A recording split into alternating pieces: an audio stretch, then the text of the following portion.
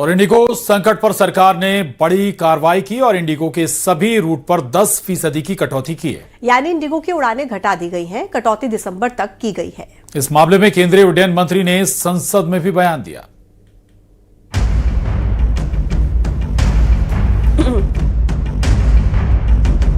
If the FTTL is properly implemented on Indigo crisis पर सख्त हुई सरकार, कम की जाएगी इंडिगो की उड़ानें। इंडिगो संकट के बीच आया प्रधानमंत्री का बयान, जनता की सुविधा के लिए हो नियम।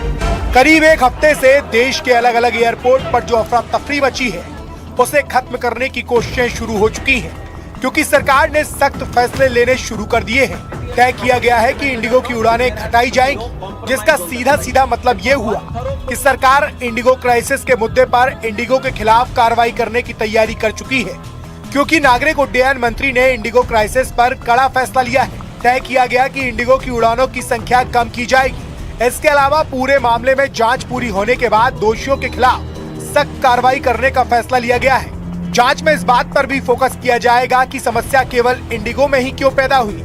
साथ ही तय किया गया है कि 3 दिसंबर से अब तक 7 लाख से ज्यादा यात्रियों को 700 करोड़ से ज्यादा का रिफंड मिलेगा।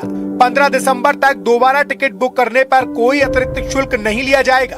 सरकार को भरोसा है कि 10 दिसंबर के बाद हवाई सेवाएं सामान्य हो जाएंगी, यानी हालात सुधर जाएंगी। as informed by Indigo, process of refunds, baggage handling are over in its final stages. Our 24/7 control room continues to assist passengers directly whenever needed. Honorable Speaker Sir, going forward, the government is determined to build a more robust and competitive aviation ecosystem. Through our policies, we are encouraging more new airlines to start and operate in India, ensuring fair access to airport capacity and eliminating any possibility of duopoly, controlling connectivity and pricing in our skies. More airlines mean more choice, more affordability and more resilience for the passengers. Indigo crisis पर नागरिक उड्डयन मंत्री के सख्त फैसलों के बीच प्रधानमंत्री का एक बयान भी सामने आया, जिसमें उन्होंने कहा कि नियम कानून जनता की सुविधा के लिए होते हैं, न कि उन पर बोझ बढ़ाने के लिए। पीएम ने यह बयान एनडीए की संसदीय दल की बैठक में दिया।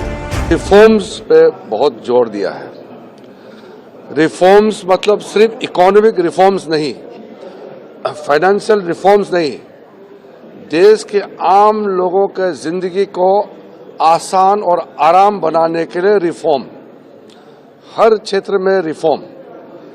तो बहुत अच्छा गाइडलाइन हम लोगों को दिया है कि भारत में जितने भी नागरिक हैं सबको भारतवासी होने के नाते कोई सरकार से तकलीफ नहीं झेलना पड़े, इसका सुनिश्चित सबको करना है।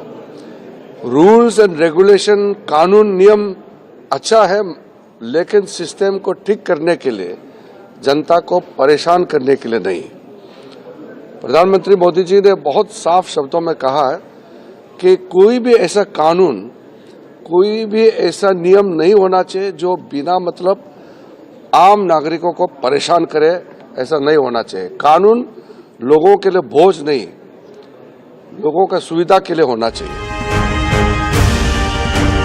एक तरफ प्रधानमंत्री ने जनता की सहूलियत और सुविधाओं को प्राथमिकता बनाने पर जोर दिया, तो वहीं दूसरी तरफ सरकार ने इंडिगो के खिलाफ ताबड़तोड़ फैसले लेना शुरू कर दिए, जिससे इंडिगो एयरलाइंस को तगड़ा झटका लगा है, क्योंकि डीजीसीए ने इंडिगो के विंटर शेड्यूल 2025 में 5% की कटौती का आदेश दिया है। बड़ी बात यह है कि डीजीसीए ने जो निर्देश दिया है उसमें विंटर शेड्यूल में जो 5% कटौती होगी वो हाई डिमांड और हाई फ्रिक्वेंसी वाले रूट पर होगी।